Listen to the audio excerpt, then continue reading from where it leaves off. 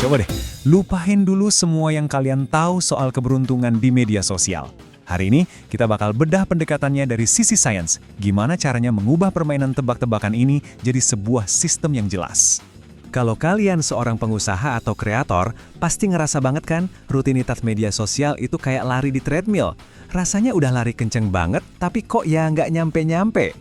Dan ternyata, kalau kalian merasa begitu, kalian nggak sendirian loh. Sebuah survei baru menunjukkan kalau jangkauan yang rendah dan bingung mau bikin konten apa itu jadi masalah utama buat hampir separuh kreator di luar sana. Tapi, gimana kalau ternyata masalahnya bukan di seberapa keras usaha kalian, tapi di prosesnya? Mungkin udah saatnya kita berhenti main tebak-tebakan. Vishen Lakhiani bilang, kita harus berhenti nebak-nebak dan mulai merancang pendekatan kita. Dia pakai analogi yang jujur nggak bakal kepikiran. Balap Formula 1. Oke, sekarang kita bedah yuk metafora yang kuat banget soal efisiensi ini. Dulu, di tahun 1950-an, rata-rata pit stop di F1 itu butuh waktu lebih dari 1 menit. Bayangin lebih dari semenit, itu lama banget di tengah balapan yang super cepat. Hari ini, lewat optimalisasi proses yang gila-gilaan, tim balap bisa memangkas waktu itu jadi cuma 2 detik. 2 detik, kebayangkan peningkatannya.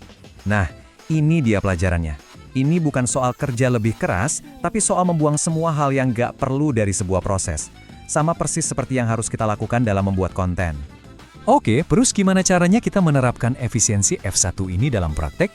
Yuk kita lihat sistem yang disebut mesin konten 17 menit. Coba bayangin alurnya ya. Kalian rekam naskah cuma 3 menit, edit cepat di aplikasi kayak CapCut, terus biarin AI yang beresin audio sama pencahayaannya. Dalam 17 menit, video berkualitas tinggi udah siap diunggah.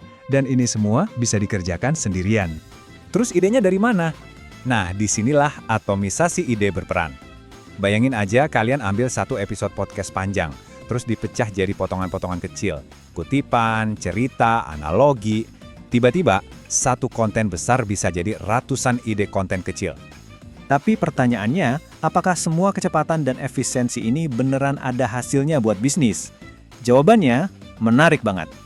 Semakin banyak konten buatan AI, aset paling berharga yang bisa kita punya adalah keaslian. Orang itu kangen koneksi sama manusia lain, bukan sama robot.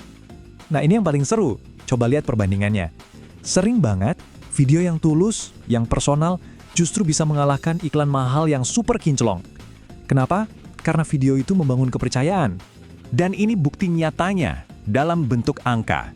Membangun kepercayaan itu bisa nurunin biaya iklan sampai 30% dan di salah satu kasus bahkan naikin pendapatan dari email sampai 54%.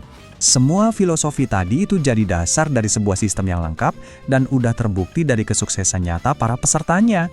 Angka-angkanya udah cukup jadi bukti ya, para kreator bisa dapat jutaan views. Dan yang lebih penting pertumbuhan bisnis yang bisa diukur, kayak kenaikan pendapatan sampai 71%. Dan sistem ini diajarkan langsung oleh pakar-pakar kelas dunia. Jadi ini bukan teori doang, tapi praktek langsung dari yang terbaik di bidangnya. Kalian bakal belajar dari orang kayak Brandon Kane.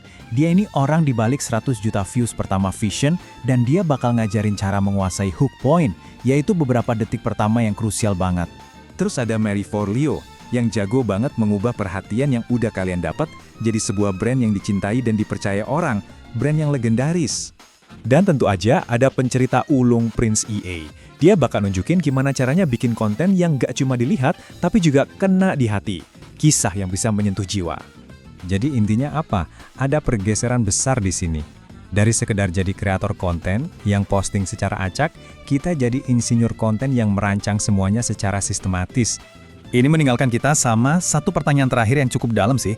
Di tengah gempuran AI, apa aset kita yang paling unik, yang gak akan pernah bisa ditiru?